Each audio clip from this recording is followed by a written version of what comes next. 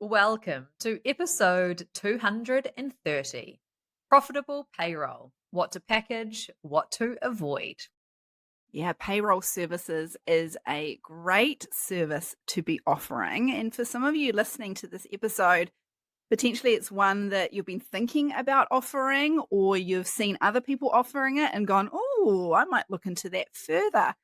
So we want to start off by just reminding you to stay in your lane. Bookkeeping and payroll services tend to go hand in hand. And if that's not your thing, if that doesn't fill you with joy, then we really want you to think hard about whether or not it's in alignment with you and your passions and your skill set.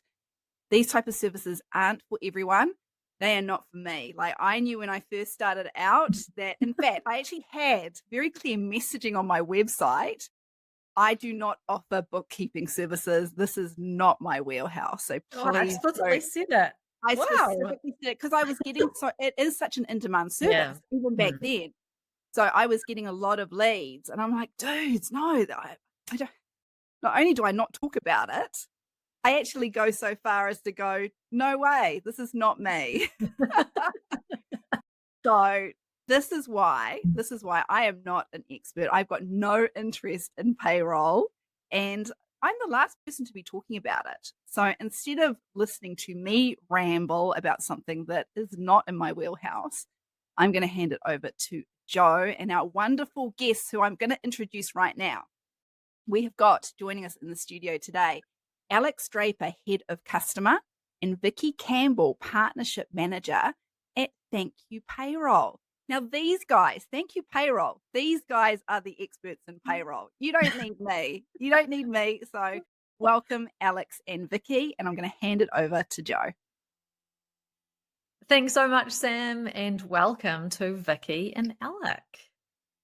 Good morning. Thank you for having us. Hi. Hi, I am very excited for this episode because I know that for those who this is in their wheelhouse, this just makes sense to add on this service to their offering because it's something that I think is really outsourceable. It's easy to hand over to someone else to do, and it's often something that the business owner or someone else who might be doing it is kind of reluctantly doing it. And it just makes sense to have someone who really loves numbers, really loves payroll to actually do this. So excited to have you here. Let's kick off this episode and start with why. Why would it make sense for a virtual assistant or a bookkeeper to add payroll as a service to their offering? I think you touched on it like right at the beginning of saying it's something that business owners are really wanting to hand off. Like, no business owner gets into business to process payroll. Like, no one's like super passionate about payroll. That's what us people over at the payroll software companies are passionate about. But your tradies, your retail store owners, your hospo owners, they're not in it to run payroll. So it's something that they're really primed to release if they can. It's really hard. It often means that they can't take like adequate holidays and breaks. So there's a real pain point and a solution for you to provide. And it's often something people are actually willing to pay for because it does take quite a bit of stress off the shoulders. So I think it's like ripe for an opportunity if you're trying to expand your services and businesses, because it is really providing a solution to a problem. Yeah. I think also for the VA, it's a consistent and reoccurring transaction that's happening. So it's not just a one and done. You're actually expanding your service offerings and being able to bill for those services you're providing. The other thing is it kind of increases stickiness. Businesses who are looking for an all-in-one solution, so they're not dealing with 5 different service providers. So if you're actually doing the bookkeeping and you're doing payroll, you've actually got 2 points of contact with that business owner as well. Yeah. I think I'm kind of on that point as well. Like what you mentioned, Vicki, there is like the kind of old adage goes, it's better to retain customers than acquire new ones. Like, it's just like the most basic rule of business. And offering payroll might help you retain your customers. And it also then just means that you can expand your revenue without having to expand the number of people you have to deal with. Like you can actually try and keep your client base slightly smaller so that you're not dealing with, 30 different business owners. You could maybe deal with half that number if you're offering deeper services with those people and generating more revenue from a smaller number of clients. So that's something Yes. we're always promoting as well, because then it makes your life easier as well. If you're building really strong relationships with fewer business owners, I mean, I've not been a VA, but I imagine, Joe, that that's a much easier proposition than trying to manage heaps and heaps of business owners with smaller contracts and often less reliable because those relationships aren't so deep. There's not that kind of ingrained trust there all the time. So those people are quite likely to churn at some point if they don't feel that real connection as well. Yeah, I mean, the headspace alone just to manage, a high volume of clients and the admin that goes in and around it and invoicing all the clients and managing them. Yeah, I think absolutely. The more that you can add on revenue to your existing clients, much easier. And you're already in a space where you're trusted, like you're already managing a part of that financial space. So adding it on, you're building even more trust, but also you're sort of moving perhaps into the advisory type role as well when it comes down to leave liability for the business, or maybe touching on compliance aspect as well. So Yeah. what a great advisory role you've sort of extended into with payroll too. Yeah, I mean, there's a lot of things that could go wrong, right? There's a lot of risk and consequences if you don't get payroll right as a business owner. So I think having someone who can learn about the legislative compliance that there is and make sure that they keep up to date with it, there's a lot less risk for that business owner of getting it wrong when they are outsourcing to an expert. I actually had an example in my business, my VA business recently, where a client had asked my team member who does payroll for them, can you pay out 2 weeks of annual leave to a team member, like without them taking leave, just actually paying it out to them, cashing it in, whatever it's called. And my team member came to me and I was like, well, they can only do up to 1 week. And there can be consequences if they pay out more than 1 week. What if that team member actually had to go on stress leave and then there was, this issue with them having not taken leave for 3 years? The business owner could be liable for that and all sorts of other consequences. So I think it's a really good option for business owners to outsource it to someone who actually knows what they're doing. And why not, be a virtual assistant who steps into that space for them. I think there is that kind of key bit about trust, Vicki, which you mentioned a minute ago and kind of feeds into all of this. When I joined Thankyou Payroll 4 years ago, we did like this whole brand exercise and we did a bunch of research. And one of the things that we uncovered in that research was that business owners don't trust like financial companies to sell them products because they just go, oh, don't trust them. What we uncovered though is they looked to other business owners, but primarily bookkeepers, accountants, the virtual assistants, people already in their network who they trust. So again, VAs are already positioned really well to be trusted to handle payroll. And often that trust there is what a business owner is looking for. So like you said, when there's those tricky situations come up, they know that they've got a reliable resource that they can call upon. Yeah. So again, it comes down to that opportunity that exists and what positions VAs so well in this space versus some other people. Absolutely. Okay, so if you were listening and you're like, this actually sounds like it could be really in alignment with what you're already doing and sounds like it's something that you want to get into, let's now talk about like what would they need to know? Like what are the considerations that they need to think about before adding this as a service? So where do they start? So broadly speaking, at a higher level, what they need to know is the legislation, but also more importantly, actually how to apply it. You've kind of got to think about your process. So you're doing payroll or you might be doing multiple payrolls. It includes collecting data, processing it, and then obviously that distribution of the pay to employees. So you've kind of got to nail the process. Payroll software, if you choose, which I imagine most VAs would, again, just being really familiar with the setup of the payroll software. You've got to be able to communicate with your clients. So again, we'll sort of talk about that later, but you have to have a client who you've got a good two-way interaction or relationship with. And you do need to make that commitment to keep upskilled in the area. It's not just a learn it one and done. We've got lots of examples where if you have done that, you've kind of lost out on the legislative changes that have been put in place. Because every year there's new legislation that comes out, change of government, there's always new legislation or legislation changes or reversals of things. So yeah, I think it's a really key one is that I like the word commitment, a commitment to make sure that you upskill. I liked that, Vicki, because you have to keep up with this. But I think that there is a lot of really good resources out there that can help you stay abreast of what is happening. So I wouldn't want anyone to be put off by, how daunting that might be. There are a lot of resources that you can keep up to date with. I think the key thing is that, like, me and Vicky were talking about this yesterday as we were preparing for this and going, God, how do you make this whole thing feel like achievable? Because payroll is this, I mean, people, if you talk to people who work in payroll, they'll call it things like monsters, nightmares, like it's this kind of thing that it can be really challenging. I think the key thing to remember is, firstly, you can get to know that there's core tenets and core basics of payroll, which you can learn and make sense. There's logic. It's not totally a wild west out there. And then you will speak to people who've worked in payroll for 20 years who will still encounter scenarios that they've never seen before. So again, you're not going to learn everything from day one. So don't set that unrealistic expectation on yourself and try and achieve something that is unachievable ultimately. So think about that. And then it's more than knowing what questions to ask, or, if you encounter a situation, rather than just going, oh, I'm just going to do this, whatever, it's taking that cautious approach, being really careful with managing that risk. And then knowing, okay, I'm not sure about this.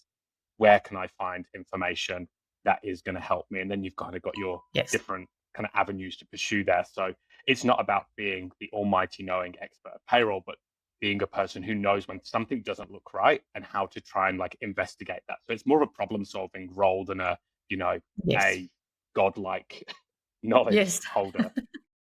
Yeah, because remembering too that when you start learning anything, you don't immediately become an expert, and nor do you need to be an expert to be able to offer it.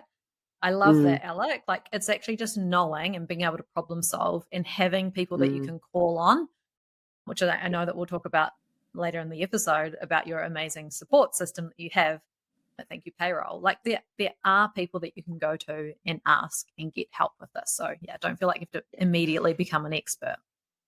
Just another kind of side piece to this as well, because we've talked to a lot of people and there is this whole legislative change coming around the Holidays Act, which is the kind of cornerstone of payroll legislation. And a lot of people going, oh, well, I don't want to learn the old act because there's going to be the new one coming. I mean, what I just say to people who are kind of in that position going, I want to do payroll, but I want to wait until the new changes come in. Firstly, we have no idea. They've been talking about making changes now for 6-7 years. Nothing's happened. It's the reality. So who knows how much longer we've got to go. But what we see at Thankyou Payroll is there's a real opportunity. It's not like suddenly, say if the new legislation comes in next year, it's not suddenly that legislation's in effect and it's only the new legislation.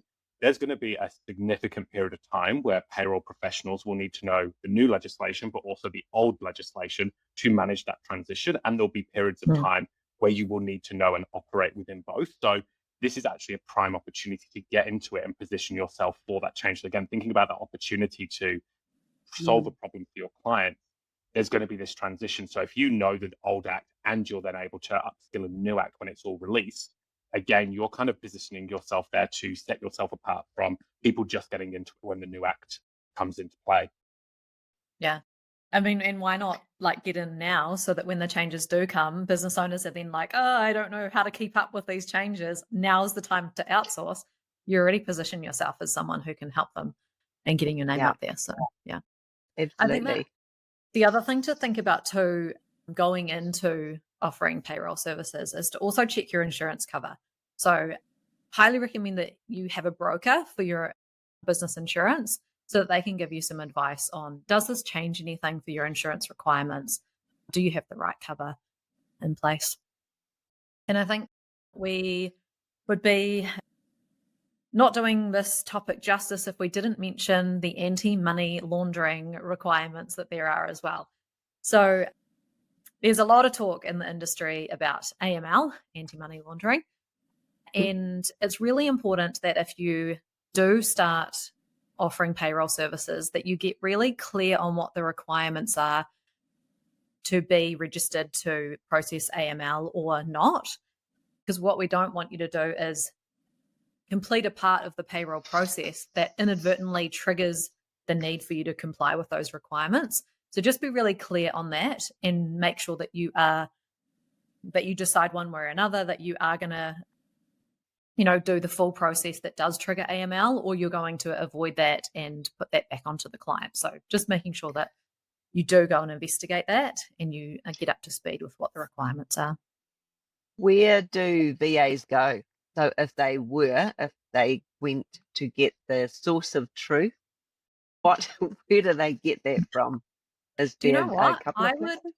I would call the IRD and have a conversation with them. I think people are so afraid to actually engage with the IRD and talk about, something in their business and get the advice from the source. Like, talk to So the you IRD could if use you're in New Zealand. You could use a burner phone, call them. Use a fake name. Joe Jensen calling. Yeah, but I mean, anyone who is outside of New Zealand too, like, talk to your tax department and ask them, talk them through what you're thinking about, and so that you've got it, and they'll send it to you in writing so that you've got it there as well, which is what I've done in my business. Okay, so that's what we would really love you to have a think about before you start adding in a payroll service. And you've got a note here in the notes about employee disputes. Let's have a chat about that, because what's that about? So that's just about sort of what you've touched on, starting to build your knowledge so you're clear on the implications, or like Alick said, that you know where to go to. One of the accountants I spoke to just talked about an employee. If an employee is unhappy and it's not resolved, if it goes all the way to the employment dispute court, I'm not sure whether that's the right name, but where the end point. He said for a small business, regardless of whether they win or lose, the starting price, his take on it was the starting price that they would have to pay is $25,000. So if it gets all the way along there, and hopefully it wouldn't, there would be obviously conversations and outcomes that stop that. But it's just being aware of the implications of those disagreements or those inaccuracies. And again, going back to what Alex said, don't make that scare you off, but it's just the reality of making sure you do take it seriously in terms of the commitment when you step into payroll. Do it and look to do it well. Not just guessing, right? Yeah. If I was listening to this podcast and wanting to offer payroll services, I'd be writing that $25,000 ticket down and be using it in all of my sales pitches to all of my clients, going, this is the service I'm providing and this is how I'm going to help protect your business from losing money. We often talk about payroll in the way that payroll won't make a business money, but good payroll will save your business money, potentially protects the business from some really significant costs if it goes pear-shaped. Yeah. Absolutely. One of your marketing strategy. One of your VAs, Joe, from your VA community, they actually started payroll. I think they dipped their toe in last year. And one of the things she said is just don't let the imposter syndrome, get in the way of you actually stepping into payroll. She said it feels scary because you're actually dealing with people's income. She said it's all numbers, and actually that's what you're good at. You're good at numbers. Yeah. And it's a process, right? There's clear parameters and there's a process. And if you come across something that's a bit, different or weird, then there are people to ask. There are payroll software companies who have support available to answer those questions and help. The other thing I'd just say, it might be jumping ahead slightly, but is just in terms of building that knowledge and preparing yourself and making you feel Mhm. confident and not having the imposter syndrome, is also be really selective with your first payroll client. Do not go on and take a 300 employee business as your first payroll client. I mean, maybe you want to do that. Maybe you really love the Yeah. challenge and want to kind of a bit of a sucker for punishment. But start small. Start with something that you feel is manageable. Maybe it's salaried employees to begin Mm. with, where we know that salaried employees are much easier to deal with than shift workers or variable hour workers. So kind of pace yourself at a pace you're comfortable with. If you're wanting to just kind of dip your toe in and test it a little bit, start with something where okay, I don't need all the knowledge on all these different Yeah. scenarios. I can just Mm. focus on one area, kind of really nail that, and then move on and start to become more complex. And as your confidence builds. Yeah, I agree. That's what Natalie Brennan said when she, again, the first client she picked up, 100 employees, because Wow. she didn't ask how many employees do you Mm. have. So that was on her don't do this list. Yes. Yeah. I think and this is something we talk about at the VA Foundry a lot, is that it's your business. You actually get to decide who you're going to work with, who you're not going to work with, and you get to set the terms. So if your terms are that you only take on payroll clients that have 10 or less employees and all of the employees need to be salaried, so there's no, overtime and all these other weird things that can make it more complex, you can do that. So don't be afraid to start very simple and have those boundaries in there about what your terms are going to be. Yeah. Okay, let's move into, so I'm a VA. I've decided, yes, this sounds great. I haven't been put off quite yet. And how do I actually learn about payroll and all the requirements? Where are the places that I could go? I think the first starting point is just jump online and do a Google search. You need to find the conditions in terms of the course material that's going to suit you. So, for example, the Southern Institute down in Chicago, they've got a 12-week course on payroll for 0 fees, but you have to live in Chicago for 12 weeks. So it depends on your flexibility and want to be able to do that. Oh, 12-week holiday in Invercargill. That sounds And then amazing. I would say Maybe not in winter. I would recommend going in winter Oh, you just to would. get the full to get the full Full experience. Yeah. The Open Polytech, they've got an online level 4 payroll accounting for support services. And again, that's free of charge. So what a great way to start, to be able to do those online courses, but also not have it eating into your business profits as well. The NZPPA, they're the payroll practitioners, and they've got additional things such as the courses, but also online forums as well, where different bookkeepers, VAs chat about different scenarios. What I noticed with them is they've actually got a questionnaire that actually helps determine where your level of payroll knowledge is, and then it directs you in terms of what course you would go into. Yeah. Nice. So we actually, as a company, completed the practitioner's mastery course last year, I think. Anyway, it was, that was a 2-day course, 509. This will probably put people off. And it was a chunky manual, but what a detailed, informative course to know all of those key scenarios of where to look, what to look out for, and also those common mistakes where, things are just misinterpreted. I think one of the lines that keep coming up when I talk to accountants, bookkeepers, VAs is you don't know what you don't know. And I think a lot of business owners trundle along doing payroll thinking they're doing it right, and they're not. Yeah. Well, I I'd just say thought, with didn't I see that there was some new legislation that maybe is coming out soon, where if you have incorrectly paid people as a business owner, then you can be really liable for that, and there are financial consequences for it. Have you seen that come out? I haven't seen that yet, no. I'll go That and must have a be little something look that's at coming out that. soon. So, I mean, like, because this is people's money, right? Like, Mm, you actually mm, have to do it correctly and, mm, make sure that you are filing PAYE and paying it and stuff. So, yeah, it would be an absolute, like, must have that you do some kind of formal training. I think those are really great options, and for some of them to be free, I think that's awesome. So, yeah, mm, absolutely do some, like, formal kind of training if there's something that's mm. new to you.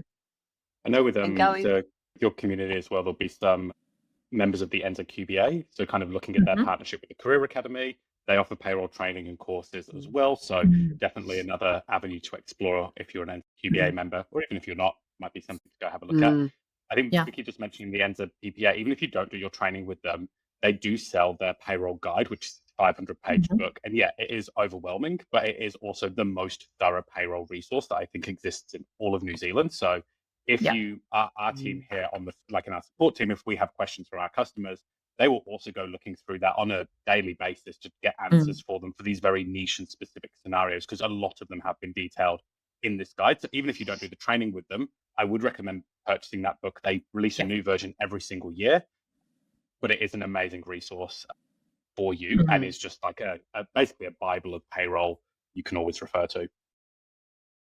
And Thankyou Payroll is yeah. doing some webinars over at the Virtual Assistant Network of New Zealand, right? So we find out what the key questions and problems that or challenges that the VAs are experiencing, and then our education specialist Aline puts together a webinar on that particular topic. Interestingly, annual leave or leave is Mm. the biggest demand area, but we've Yeah. also done ones like the FBAPs, so the family violence and bereavement leave, the annual leave. I think we've got about 4 up our sleeve, don't we? And they're the most common areas where the challenges exist. Mm. Yeah. Yeah, I'd agree. And if you're outside of New Zealand, then there'll be the equivalent kind of courses in your country as well. Hmm. So yeah, jump on Google and see what you can find for payroll courses. Okay, let's have a chat about payroll software, because there's not just Thankyou Payroll, but there are other options for people too, right? But I would love for you to, like, really talk about how important it is to choose the right software for the right client, because I think Mm, that that's going to be really key in the kind of advisory role as a person mm, offering payroll services. I think the key with that is what you said is that find the right payroll software for your client. Like we're a Mm. payroll software company. We're trying to get as many clients on board as possible, but the reality is Yeah. we are not a good fit for every business in New Zealand, and Mm. we're really honest about that. If we have accountants or bookkeepers or VAs come to us with clients going, hey, I want to bring this client, Vicky will often just go, hey, actually, we're not a good fit. How about trying someone over there? Because ultimately for us, it's a headache for your clients. It's also Mm. a headache for the payroll provider, if we're all being honest. Like, we don't want bad fit clients. Your clients don't want bad Yeah. fit software. So I think it's getting really clear on what are the needs of the client and Mhm. letting that guide you. So what we see across, particularly with bookkeepers, very few of them will choose to partner with one single software, Yeah. because obviously the benefit of that is they only have to learn one bit of software, but the downside is that often they've got clients using that software where it's not quite a good fit, and that doesn't overall create a good client experience for them. So what we Mm. see more commonly is a range of software. Now often that might be a bookkeeper might even limit that to about 3 options, so they might have something for like a really small business market, kind of more medium size, and then larger scale, so that they can still have control over the software that they're learning, and they're not trying to learn 9 different bits of software. Mhm. Yeah. But then it also gives them control to kind of refer good options to their clients. I think for most bookkeepers, they are letting their clients make a decision ultimately at the end of the day, so that that decision rests in their hands. But I think, again, positioning yourself as someone with authority who can actually go, this is probably your best option. I think sometimes maybe bookkeepers and VAs get a little bit nervous about stepping into that and kind of giving a pretty clear response to, hey, this is probably your best option. We do hear bookkeepers go, oh, my client came with, not to bag on them, zero payroll. I don't Yep. like zero payroll. but I can't tell them to switch. And we go, why can't you tell them to switch? And they go, oh, it's their choice. And actually, you're the expert here in this space. So you can actually go back to them and say, hey, don't forget, how about these other options? Often it comes down to price for your client, I think, is one of the main drivers. So often we do hear that price is like a defining factor for them. So yeah, again, finding those different options for them and different entry points for your clients. But yeah, our advice is don't go with a single payroll provider. And that's even applies to us because it's very, very rare that all of your clients will fit that payroll provider, and it will be terrible outcomes all around, if we're being honest. So the differences really are about the PAYE intermediary. So let's discuss, for anyone who doesn't know what that is, what does that actually mean? So as a payroll provider, once all the calculations are completed for the week, for example, on the employee's hours, once that has been finalized as the small business, you will have a gross amount that then you will pay to the intermediary. So it's the full amount is paid, and then that intermediary will distribute out the pays to the employees on payday.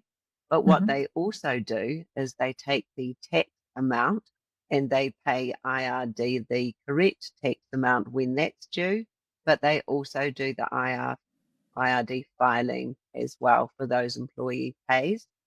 So the benefit for that, one of the huge sales that a bookkeeper can talk about, is that if a business owner is doing the payroll themselves, they miss the deadline of filing or the tax payment, it's an automatic $250 fine.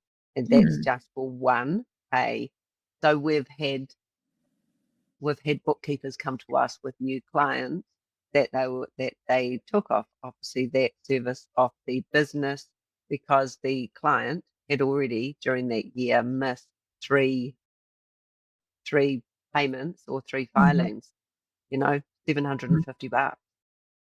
It's quite an easy sell for a bookkeeper to then go into a business and say, I will take that off your hands. I think kind of often what it comes down to is cash flow, is terms of whether a business wants a PAYE intermediary or not. So if you don't have the PAYE intermediary, obviously you keep hold of that tax PAYE component, doesn't sit with someone else to be paid to IRD, and you're then responsible for paying that. What we find, and Thankyou Payroll is only a PAYE intermediary, we don't offer like a do-it-yourself service. And the reason for that is our clients are small businesses, and the feedback we get is, whilst it's good to kind of have that cash sitting in your bank account, if times are tough, it becomes very, very, very tempting to dip into that.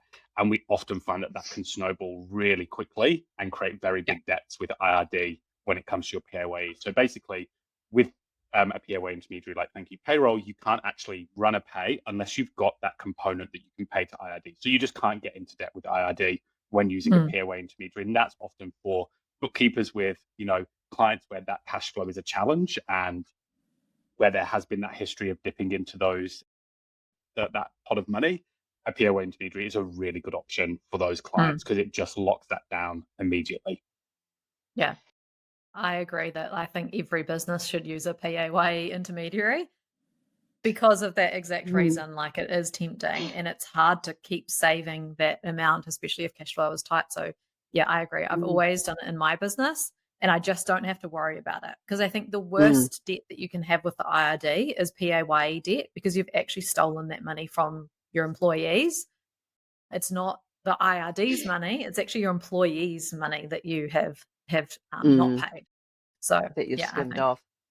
Yeah, you often see like those big stories, like what was the name of that? I can't remember, but SPQR, that restaurant in Auckland, and they owed like millions to IRD, and it was all PAYE debt that they just not paid. And often the big stories of people getting into trouble with bankruptcy, quite often there's a really large component of unpaid PAYE debts in there.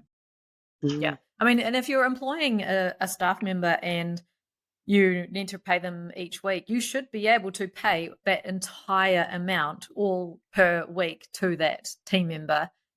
So I just don't think that you should be employing people if you can't pay the full amount. So why not just pay it to the PAYE intermediary, and then you just don't have to worry about it. And then it's done. Yeah, absolutely. Yeah. Now, not all the payroll softwares are intermediaries, right? So Xero Payroll, am I correct in thinking Yeah. that they are not a PAY intermediary? Correct. Yep. So Xero's not. There are some that are, like, so Smartly, for example, offers both Mhm. PAY intermediary services and a do-it-yourself service as well. So there'll be some that are kind of a mix, some that are just PAY intermediary. I think PayHero hasn't been a PAY intermediary, but I believe that they're going back to offering PAY intermediary services at some point. I could be wrong. Yeah. I must speak on their behalf, but I'm pretty sure that's Yeah. something I heard. So yeah, just double check that before kind of launching into a relationship with someone as well. Yeah.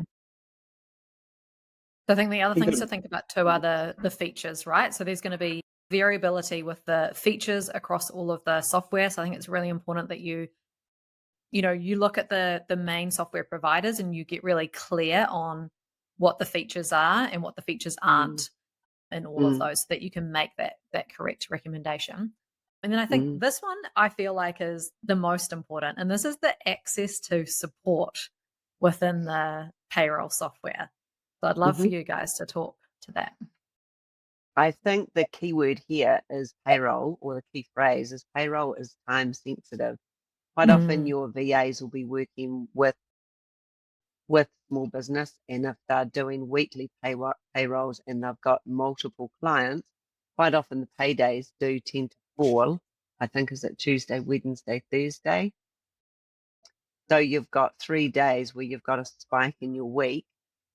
We've heard, which we love, great scenarios where people have had to wait on the phone with providers for 45 minutes. What do you do with that payroll for 45 minutes when your headspace is working there, but you need to also be moving on with these other jobs throughout the day?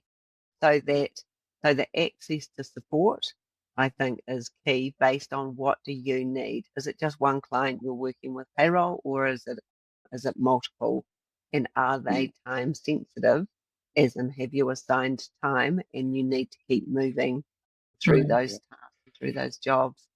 Yeah, that kind of 45 minutes on the phone, I mean, terrible outcome for customers.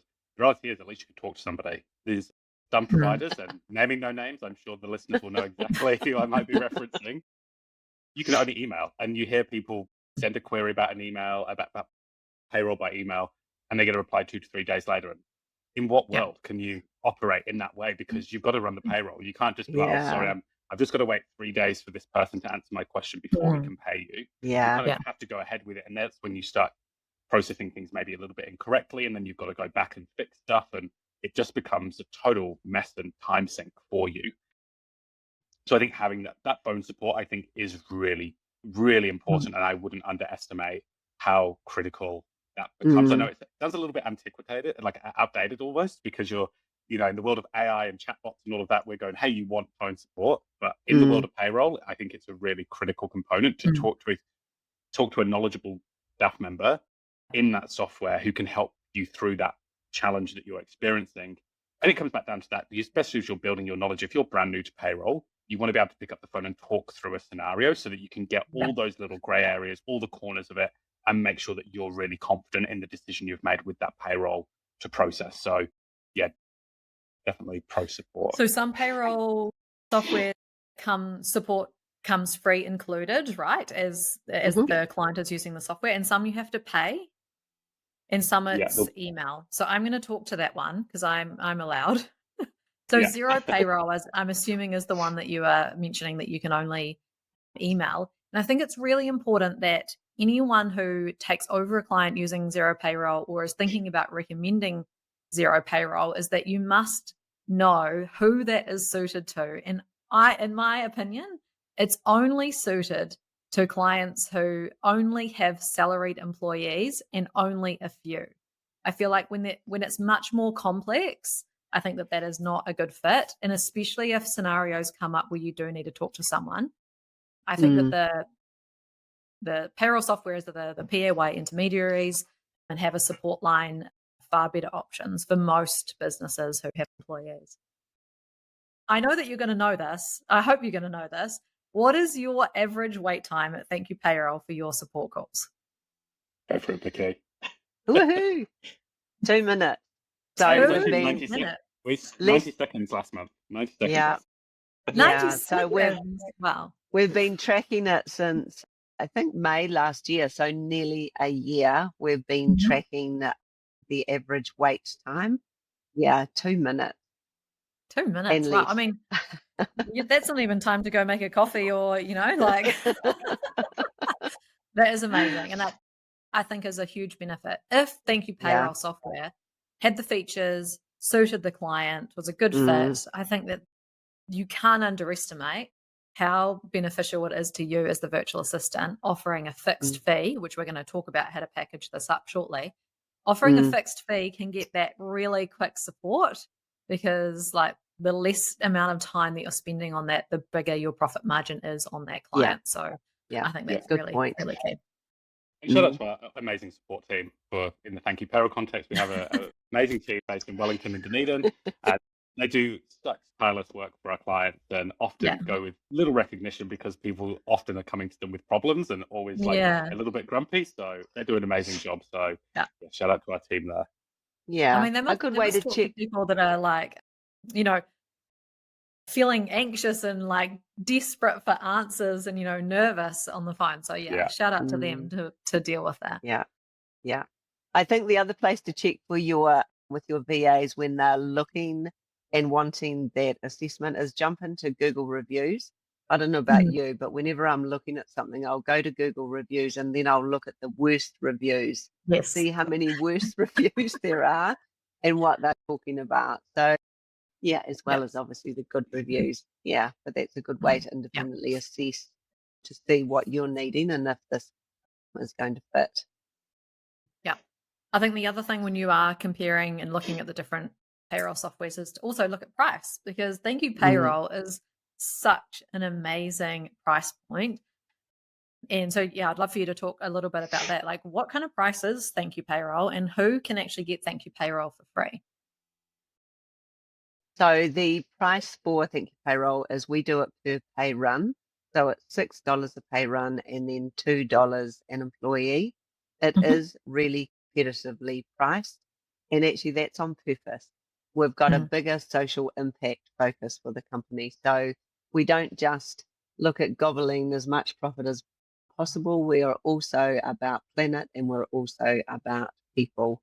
And that I guess, is incorporated in the values of the company, which is the foundation of what we're about and who we want to support, which is those small business owners, and make payroll, things like payroll, accessible Mm. for them.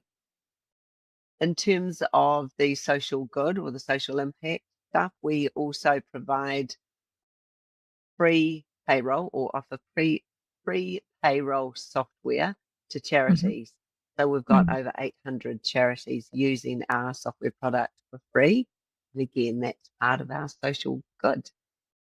So if you're a virtual assistant who works in that kind of charity, not-for-profit space, Mm, Thank You Payroll could mm, be a great option.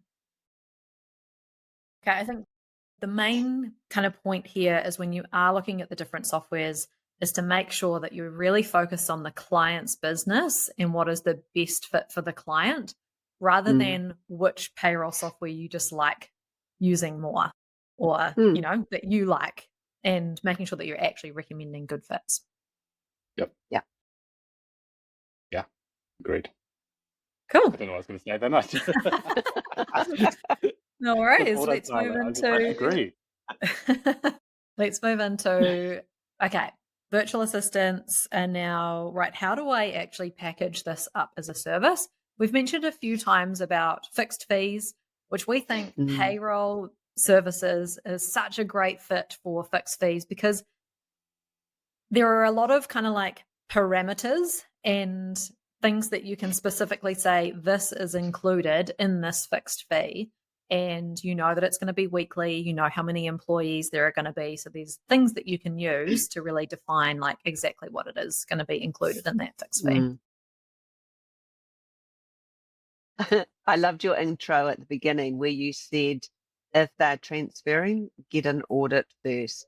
Because I Mm. think there's a saying bad data in will be bad data transferred. So if you're taking over payroll, what a great idea to have that clean data to start with. Yeah, so I think the one thing what we encourage you to think about is offering not offering, but requiring a client to have an audit undertaken by yourself first, so that you can actually check and review all the data. Like Vicki says, bad data in, bad data out. So let's make sure that you are actually working from a clean, tidy state. I know in my business that we've taken on some payroll clients, and then my team member has been like, oh my gosh, there's just so many issues in here. Like, we're going to have to spend a lot of time fixing all of these issues first before we can even start, like, processing good payroll. So we implemented they need to do an audit first, and that's a fixed fee. Go in, audit it, and then they go on a reoccurring monthly fixed fee package after that. Yeah, so we just don't want you using up all of your time, giving away your time for free because you're trying to fix all of these problems. I think that's kind of one of the slightly frustrating things here when we talk to bookkeepers and VAs, like specifically bookkeepers and VAs, a lot of the time when you'll go, okay, so how do you price your payroll? And they go, oh, well, we just kind of, it's a bit of an add-on that we do kind of for free to just build the relationship. And for us, we go, you should be charging for this. This is a real, back to my point earlier, this is a real problem you're solving and people will pay for it. So don't be afraid to charge a fair value of your work here, value what you do, because you're offering a really important service here. So don't be afraid to put on a really fair price for that. And I think some of the things we're all proponents of the flat fee, because I think payroll that monthly uncertainty can be a bit off-putting for businesses, but then just allows you over the course of a year to also build in some buffer time. So think about your hourly rate and what you charge. Don't lower your hourly rate for payroll, because the work you're doing isn't any less and your time's not worth any less when you're doing payroll. So keep that rate. If not, kind of bump it up, if it's actually higher skill work you're providing. And then build in an insurance buffer. So even though every month you might be going, okay, I roughly know it's going to take me 4 hours a month to do their payroll, charge 5 or 6 hours a month, because you know that actually there will be months when it will take you longer than 4 hours, where there will be an absolute dog's breakfast of a payroll that you've potentially spent half a day trying to fix. And you want to make sure you've covered your costs ahead of time. Often we see end of financial year, Christmas time will often be really big times of year where you'll spend a bit more time on your payroll. So budget for that up front. Don't kind of go, well, I'll just kind of give them my time free at that time of year. Build it in over the course of the year. It then gives you that investigation time as well if there are issues that come up. In terms of then kind of packaging that up, you can then kind of think about how many employees, how complex their payroll is. If it's salaried employees, it's not going to take you very long. It's reality to process that payroll. If you've got to chase timesheets, if you've got to do all of these things, that might be longer. So you're going to need a bit more time there. We have heard of people in the past running basically a 1 or 2 month trial where they're charging hourly for their time. And then they use that data to then set the flat rate so that they've got really good information, because you might have a client who is, an absolute SWAT, gets all their data in on time, and it's just the easiest payroll to process. And that's going to take you less time. You can charge less. There are going to be clients where you're constantly chasing for timesheets. You're constantly chasing for information from them. And therefore, those clients who are less organized probably need to pay a bit more for your services, because it's going to take you more time to get all of that done. And then, as you mentioned, Joe, setting those clear parameters. What are you including? What are you not including? So are you including the software fees in your pricing, or is the client paying for those separately? So you can kind of make decisions on that of what you want to package up into that. Another thing just to think about as well is maybe slightly different, but just in that inclusion exclusion, think about your own holidays over the year. We often speak to people, if they've got weekly payroll, we often speak to bookkeepers who can never take a full week off because they still have to log on and process payroll. So if you're working in an agency or a company where you can pass that over to someone, great, you can still have your holidays. If you're a solo bookkeeper or VA, think about what that is. So it might be that you go, hey, I can run your payroll every week, but there's going to be these 4 weeks that I'm not going to actually be able to run your payroll. And upfront, I'm going to communicate that with you. So just think about that, because it can distract from your own balance of work and life. So yeah, just something that people often don't think about. And often, again, they do it as a bit of a freebie for the client because they want to look after them, and just make sure you're looking after yourself. I probably just rambled on a bunch there. And business owners need holidays too, right? You're doing payroll. You know Yes. that there is legislation about holidays. So please make sure, yeah, that's a great point, that you actually build that into your packages as well. Mm. And I think something that is often missed is a review date for when you're actually going to review the package, see whether things need to change or the price needs to go up. And we would highly recommend that you put your price up each year to keep up at least with inflation. So have that review date in there so that it's really clear. The client's expecting that there's going to be a conversation and it's likely that their price is going to go up, so that they're not just assuming it's going to be that forever. Just on that review date as well, like if you are including the software pricing in your package that you're charging, just make sure you've got an exclusion to raise the price out of cycle if the software goes up, because sometimes the software provider will put prices up out of cycle of your review date. So just make sure if you are including the software package in your fixed price, that there's a clause that allows you to adjust that to incorporate the increase in because sometimes those price increases can be pretty significant, as I'm sure a lot of people are seeing with like zero accounting at the moment. That's jumping up quite significantly, and you don't want to be wearing the cost of that. Yeah. I think also over time, think about it like once you get your first client on, everything's fairly new. Once you get your 10th payroll client on, you're pretty familiar and you'll start to encounter common scenarios. And so the speed and efficiency of what you do will increase. So you'll get faster. That doesn't necessarily mean you drop your price. If anything, it may be that you increase your price because you are more experienced in that particular area too. Yeah. So the faster you get, the more like profit is within each of your packages. So yeah, it's going to get better over time for sure. So let's just kind of wrap that bit up. So what we're not saying is, what we are saying is to not tell the client how many hours you are putting into your fixed fee package. We want there to be no mention of hours, but just using the hours to actually inform the price that you are going to package this fixed fee up as. But not just that, making sure that you build in that buffer time for investigations, and then you could think about having 3 different packages. So one for, up to X number of employees, and then maybe you think about like whether they're salaried or not salaried and that complexity, and help that inform the 3 different types of packages that you have, even if those are just the starting point. And then you can customize a package for someone who doesn't quite fit into those scenarios is a good option too. Hey, one thing Natalie Brennan said also is payroll and HR do sometimes go hand in hand. And she said her suggestion was be really clear what service you're offering. Is it payroll only, or are you happy to dip into those HR payroll related services? Because obviously the interpretation of contracts, whether the contracts are correct or interpreted correctly, etc., into the payroll system, they sort of do go hand in hand.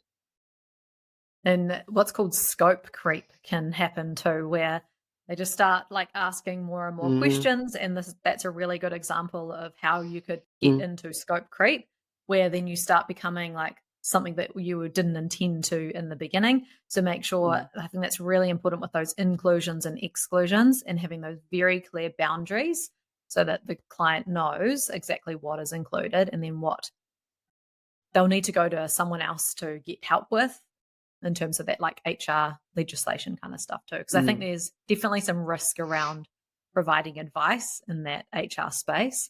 So be mindful of that. Yep. Okay. So once you've got your packages, how is someone actually going to get some clients? Yeah. I mean, my advice is always start with your current customer base. They're the people you already have a relationship with. They'll be the easiest people for you to sell to. When I say easy, I'm not trying to imply there'll be no kind of challenges, but you've got those relationships. It's much easier to kind of deepen those, and there's that trust there. So again, if you're selling a financial service to them, they trust you. And with that, then you can start to think about how you pitch that. So generally, it will be around saving them time. It'll generally be about the expertise that you're building and what you can provide for them. And it's also trying to like take that stress off the business owner's shoulders. a phrase that you often hear a lot of payroll providers use. It's not kind of particularly original, but we've all used it. And that's kind of, get back to the things you love for business owners. As I said earlier, no business owner got into business payroll. They don't want to be doing payroll. So there's a really clear pitch to that business owner. So if you start with those existing clients as a starting point, I think, and then you can also start to like explore some specialty areas. If you just kind of go all guns blazing on everyone, it's probably going to be a little bit challenging to get a bit of noise there. And I think one of the things that the VA network do so well is encouraging VAs to find their niche and find what is it they specialize in. And that applies to payroll as well. So do you want to specialize in a particular industry's payroll? Do you want to specialize in, employees up to this amount or over this amount? Or do you want to work with charities specifically? And that can obviously change and shift over time, but being really specific at first then allows you to get really focused. We spoke to, an accountant recently who has found this absolute incredible niche where she's providing accountancy services for content creators, but specifically adult content creators. And she just said her business has gone crazy because no one is doing it. And then the word of mouth in the area is just going like wildfire. And she hasn't spent a dime on marketing and has a full book of clients already. So finding those kind of areas that, there's an opportunity as well, I think is the real key one. I don't know if Vicki, there's more from your side that you want to chuck in there.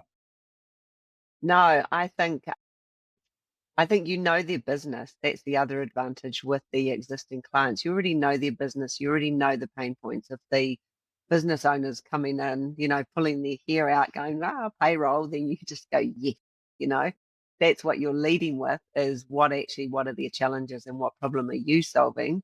Because you can see it and you know it. Yeah. A little bit of fear. Leading with a little bit of fear is great.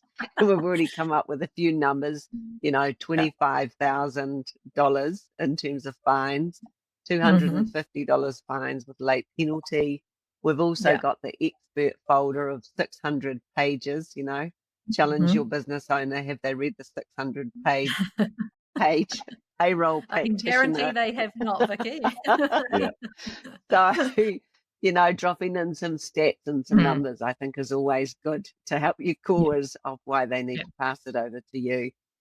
I actually think this is one of the easiest services to sell because of so many consequences. Like the simplest and it's transactional. I think we keep going back to businesses want to make money, save money, or avoid losing money. I mean, it hits all of those things, doesn't it? Yeah. And then this kind of feeds into your advertising of like, you've got your kind of audience you want to pitch to, and then you start to think about, okay, how do I pitch them? I think the first thing to know is you don't need to spend heaps of money on this firstly, and you don't need to produce flashy pages and slides. Often like a really well-written email that actually identifies a problem that you're solving will do the trick.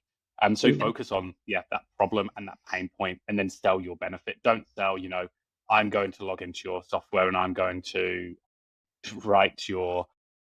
put in your timesheets, because that's not actually what the business owner wants. The business owner wants you to take payroll off their shoulders. They want you to take away the stress. They want you to remove that need for them to work late after hours processing payroll. So focus on that. And I think, to be honest, your VAs will already kind of know that stuff anyway from promoting other parts of their businesses that they do already. So again, focus on the problem and then think about the solution that you're providing. And then make sure there's always a call to action. I think that's one of the common challenges in marketing is people have these great pictures and then no one really knows what to do after. So they go, I'm sold. Now what? So just make sure you've got what that next thing is. So for us, generally, we won't kind of, in our advertising that we do as a payroll provider, we're not going, hey, here's what we do and now sign up, because people aren't going to do that when it comes to payroll, because again, it's a risk management process ultimately. So once you've pitched it to them, create an opportunity for them to actually have a really good chat to you. So it might be that you've got these 15-minute consultations where you can actually have a chat, understand more about their payroll, and in that, you making a really clear judgment of, is this client a good fit for me? In those sales calls, it's not just about you pitching your service and trying to win that client at all costs. It's a two-way street of you really understanding, okay, is this actually going to be a good working relationship as part of that? Ding, ding, ding, ding, ding. Love that, Alick. We talk about that at the VA Foundry a lot. Yeah. You get to choose your Mm. clients. Okay, so let's have a chat about, got a note in here about growing your payroll business. So maybe if you've Mm. already, got a few clients, like what can you do? And I think the first one Mm. is so key. Make sure you're actually asking your clients for testimonials, right? Yeah. And sometimes that feels a bit crunchy, doesn't it? Because you know that you've got a purpose behind it. But how else are you going to get the information of the good work you do out there if you don't ask? And Mhm. I think going back to your clients, I think there's two, maybe more, key questions. So for a testimonial, ask them, what was payroll day like before you used my services? And what is it Mhm. like now? So what will happen is that first question hopefully will resonate with the challenges and problems that your potential clients will also be experiencing. And then use it. Use it on your website. Use it. Have a little tagline at the bottom of your emails. Like you can have it present in communications that you're doing. So if you're doing your bookkeeping but want to move into payroll, have the tagline of a client testimonial sitting at the bottom of your email when it goes out. I think think about the format of your client testimonials as well. So there's actually the kind of getting the feedback, but then think about who you want to share those testimonials with. So in like the world of technology, quite often a really common way is to write like case studies, which are like 2 or 3 pages of customers basically talking about their life and then the product and all of that. The reality is if your customer base is small businesses, what small business owner has time to read a 3-page article all about a product? They're not going to. So actually just think about what's going to land with them and where your clients are. If all of your clients are on Facebook, start gathering reviews on Facebook. If they're using Google to find you, start using Google. So I'll let you on a bit of a secret for Thankyou Payroll is that about 18 months ago, we had about 9 Google reviews. They were fine, but didn't really do anything to add to our authority. And one day we just went, well, what if we just start asking our customers to give us a Google review? And everyone was like, oh God, it's going to feel so awkward asking people to give us a Google review. We did our customer survey and we sent out a Google review after that saying, hey, really thank you for your feedback. We would love if you could also give us a review on Google. And how we did that, we also just pitched it. Thankyou Payroll is a small business. And we said, as a small business ourselves, it is really helpful for us to share your views with other clients. And in that 18 months, we've had an additional 300 reviews. Our rating has gone Wow. up. And this just helped. And all that's done is I wrote one email that we still use 18 months later to ask for a review. And we've also built it into our processes. So our support team will also send requests out to clients. And that is with one click of a button, that's all done. So it's this automated process. No one feels super awkward about it. And Yeah, honestly, great. customers will often say yes. So don't kind of work yourself Yeah. up into a frenzy thinking they'll say no. Most customers, particularly if you've got good relationships with them, and most BAs will because they will work closely with them, they're not going to say no. And make it easy for them as well. Like if it's just a Google review, that takes a minute, if that, to write a really short Google review. So don't be scared to ask is my advice there. Yeah, that's great advice.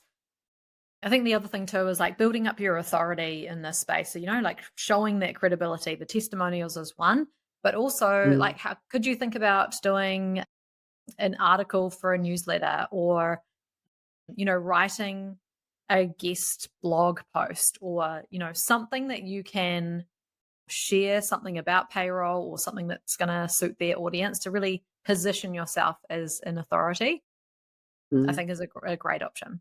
Yeah. I think as well, like if you've done training in that, using that on your website to, again, give authority that, hey, I've done this training, I'm this level of certified in this area. Again, Yeah. people look to that to just build that trust as well. The other thing in terms of growing your business we're seeing is that bookkeepers, VAs are looking for others who work in the same industry, but perhaps in a slightly different way. So a really good collaboration with seen and heard growing is that between a VA bookkeeper and an accountant. But the accountant stays in their lane. They're doing the GST, the strategy, the business development, the GST, and the bookkeeper VA is able to do the transactional process tasks. And if you can create an arrangement where you both stay in your lane, but you complement each other, that business transaction is actually going 2 ways. The accountant can pass you business, but you can also pass business on to the accountant as well. Yeah, The agree. secret is all accountants hate payroll. Yeah. Absolutely hate You've heard it payroll. here, all accountants. Yeah, Yes. I'm saying that. I'm going to die on that hill. All accountants hate payroll, and they are looking to shift that across to someone. So if you're a VA and Yeah. bookkeeper, as Vicki said, find local accountants, because trust me, they'll be willing to Mm. pass you some work in that space. Yeah. And then that's a really easy way to get some new clients. And once you've got them there in that payroll space, you might then be able to extend again services that you weren't offering or working with that client. Yeah, absolutely. So there we have it. I think that is Ah. an amazing episode for anyone listening to take you step by step through everything you need to think about and do to get a payroll service out. So I'd love to kind of round this conversation out by like, what are you, Vicki, seeing in the industry at the moment? Interestingly, I think with all of the challenges faced with businesses, particularly small businesses at the moment, they're looking to review their costs and obviously their operational costs. So part of that is looking at providers, looking at like software providers like us, and looking for what else is out there. Do I need all of these features? Do I use all of these features? If not, if I look at another provider, then is that a cheaper option? Is that going to save me money? So we've actually had, due to a number of price increases, we've had quite a significant demand on our software, with small businesses reviewing and then transferring over to Thankyou Payroll. One of the things, like we've sort of touched on, is it's just making sure that the assessment is correct. The worst thing you want to do as a bookkeeper is transfer a business over to a payroll, whether it's us or anybody, and it's the wrong fit. So one of the things I do in my role as the partnership manager is help bookkeepers and VAs actually do assessment. Are we a good fit for the client? And actually, do we offer something better? So it could be price, it could be simplicity, it could be that support where you're getting those questions, those phone calls answered. So if we are a good fit, then let's actually chat about how we can look at that transfer process. Yeah. Cool. So is it the next step, Vicki? Shall we have our listeners, anyone who is interested in adding payroll as a service, get in touch with you via book a call link down below or your email? Because the thing that I love about you guys at Thankyou Payroll, and the VA industry agrees, is that you're real people and we get to see you often and you come to our awards and, you come, Vicki, to Coffee the groups. Virtual Assistant Network meetups. Yeah, like you're a real person who really genuinely wants to help. So please don't be afraid to click and book a call with Vicki and just have a conversation about it so that you can understand Thankyou Payroll and, you can discuss about adding this payroll as a service to your business. So thank you so much for being so open to having people jumping into your calendar, Vicki.